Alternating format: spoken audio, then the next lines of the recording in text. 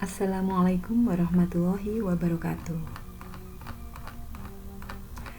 Sahabat muslim, sebagai seorang muslim, tentunya kita sadar bahwa segala macam benda yang kita miliki di dunia ini, baik benda hidup maupun benda mati, kelak ketika umur kita sudah habis, maka tidak ada satupun yang bisa kita bawa. Akan tetapi pada saat kita masih hidup di dunia, kita dapat melakukan beberapa amalan yang insya Allah akan dapat menolong kita kelak. Dari Anas radhiyallahu anhu bahwa Nabi Shallallahu alaihi wasallam bersabda, ada 7 amalan yang akan mengalir pahalanya bagi seorang hamba meskipun ia terbaring setelah meninggal. Beberapa di antaranya yaitu 1. Mengajarkan ilmu. Seseorang yang mempunyai pengetahuan agama dan membagikan ilmunya untuk diterapkan di dalam kehidupan bermasyarakat, sehingga memberikan manfaat, akan mendapatkan pahala yang terus mengalir. Ilmu tersebut dapat juga berupa usaha yang menunjukkan seseorang ke jalan yang baik dalam hal beribadah, menuntut ilmu, mencintai Al-Quran, atau mencintai Rasul. Dari riwayat Imam Muslim yang bersumber dari Sayyidina Abu Hurairah radhiyallahu anhu, sesungguhnya Rasulullah Shallallahu alaihi wasallam bersabda, barang siapa yang menyeru kepada petunjuk kebajikan, maka dia mendapatkan pahala sebagaimana pahala-pahala orang yang mengikutinya. Hal itu tidak mengurangi pahala-pahala mereka sedikit pun. Dan barang siapa menyeru kepada kesesatan, maka dia mendapatkan dosa seperti dosa-dosa orang yang mengikutinya. Hal itu tidak mengurangi dosa-dosa mereka sedikit pun. Hadis riwayat Muslim.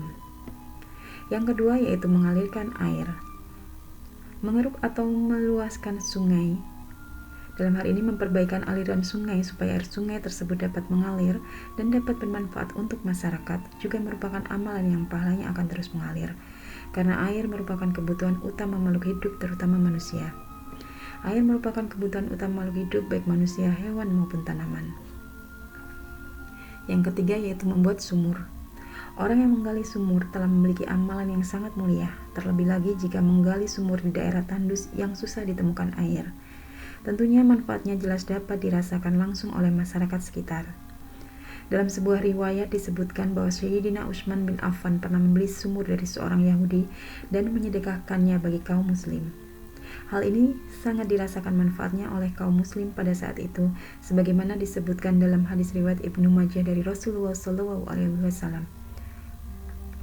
Barang siapa menggali sumur, maka ia berhak 40 hasta sebagai kandang ternaknya. Yang keempat yaitu menanam pohon kurma. Pohon yang ditanam paling utama untuk diwakafkan menurut agama Islam adalah menanam pohon kurma. Pohon yang tiap tahun berbuah adalah jenis pohon yang bisa diwakafkan berupa buah-buahan yang tumbuh dari pohon tersebut. Seperti yang dilakukan oleh Umar bin Al-Khattab radhiyallahu anhu ketika menerima sebidang kebun kurma.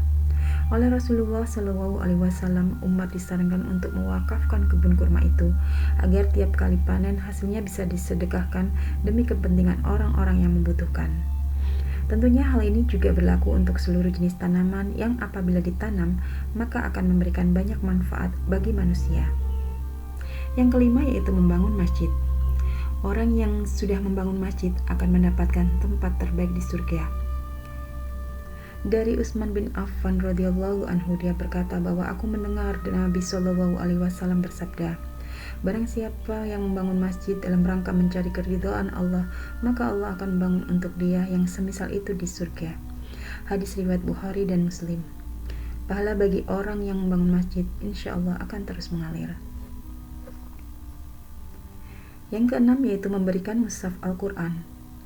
Orang yang memberikan mushaf Al-Quran ke masjid, rumah tahfidz maupun musola akan mendapatkan pahala yang terus mengalir. Al-Quran memiliki banyak kebaikan, keutamaan, dan keberkahan, sehingga ketika ayat-ayatnya dilantunkan oleh orang yang diberi, maka kita juga akan mendapatkan aliran pahala.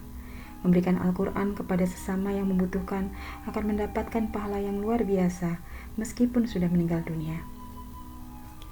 Yang terakhir yaitu yang ketujuh, meninggalkan anak keturunan yang memintakan ampunan baginya setelah meninggal. Ada baiknya mendoakan orang tua tidak hanya saat mereka sudah meninggal saja, namun juga ketika mereka masih hidup di dunia ini, agar diberikan keselamatan dan keberkahan dalam hidupnya. Cara mendoakan orang tua adalah dengan memohonkan ampunan setiap usai sholat 5 waktu.